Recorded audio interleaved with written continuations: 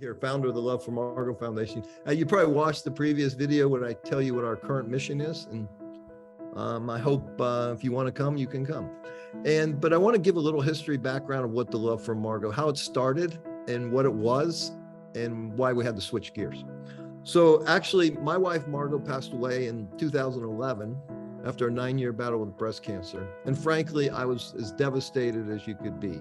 And with this broken heart and this devastation, God was able to come in and cut open my heart, remove all the arrogance, self-centeredness, BS, and replace it with love. So here I am, brokenhearted with a big love, big open, loving heart, but really in a lot of grief.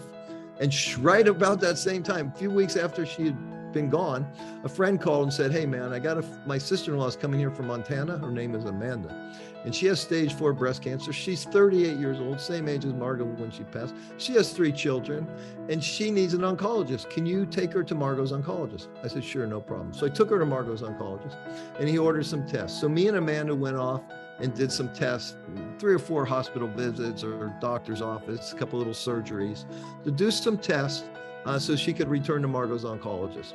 During that process, I noticed that Amanda was treated differently than Margot. Maybe because she didn't have a husband, maybe because her insurance wasn't that good, maybe she didn't have cash, maybe she was a minority. I don't know what it was, but I noticed that Margot and I were treated like here and Amanda was treated like down here. And I felt like as if they talked down to her or talked over her head. It just didn't feel right to me, but I ignored it.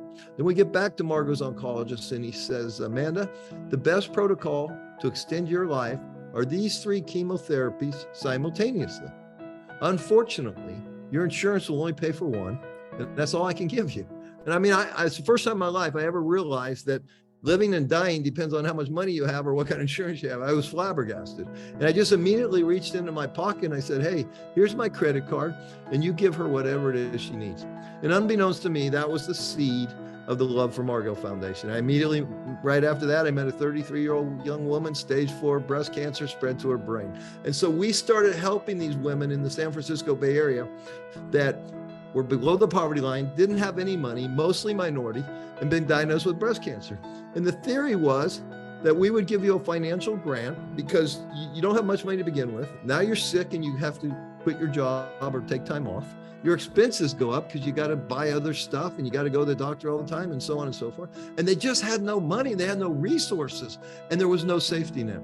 So we started giving grants up to $5,000, typically $1,000 a month for 5 months. The theory being, hey, we're going to give you money while you go through treatment. You get treated, you go back to work, win-win, everybody's happy, right?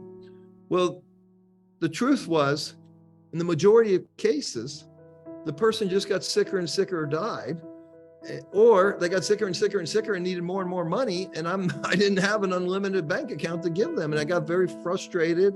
I met probably 150 to 200 of the most courageous, beautiful women that totally transformed my life with their courage and their love and their acceptance and their beautiful souls. And so I had a passion to help these women. So now I go, okay, now what? Before I run out of money, what can I do? So I started buying water purifiers and juicing machines and vegetables and say, okay, listen, let's talk about strengthening your immune system to offset this treatment that you're getting. And so after a while of that, I mean, these women were so nice, inviting me into their homes. We're doing juicing parties and they want to cook me dinner and all this. And it was very beautiful. But again, not sustainable. I'm not a doctor. I'm not a naturopath doctor. I'm a car salesman, right?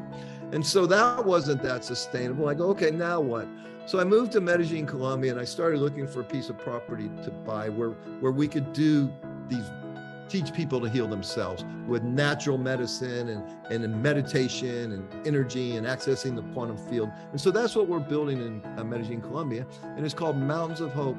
And it's 20 acres of the most beautiful property I've ever been on. We grow our own food. We have 12 bedrooms, so we can have 24 people there. We have a beautiful wellness center. We have a beautiful gymnasium, pool, yoga studio, a monastery for our meditations, a sweat lodge, a labyrinth. I mean, it's very, very spiritual, but we got some fun stuff too, like golf and pickleball. So it's, you know, it's just a very powerful, healthy, energetic place to learn how to heal yourself. And so that's what we're doing now. So I just want to tell you that the history of the Love for Margot Foundation and how we've evolved. It's been 10 years now. It's hard to believe in my life. I've spent 10 years of my life with this foundation trying to figure out how to make it work. And so the beautiful thing about what we're doing now is we charge people to attend the retreat that have money. And then we take some of that money and we donate enough money to the Love for Margot Foundation every month, every time we do a retreat, so someone can come on a scholarship. So we fly them there, we pick them up at the airport, we give them this amazing gift of this transformational health retreat, take them back to the airport, and then we follow them too, and we stay in contact, and we try to keep them on the right track to heal themselves, to continue to heal themselves. So I just wanted to share with what the Love for Margot Foundation was and what it is today.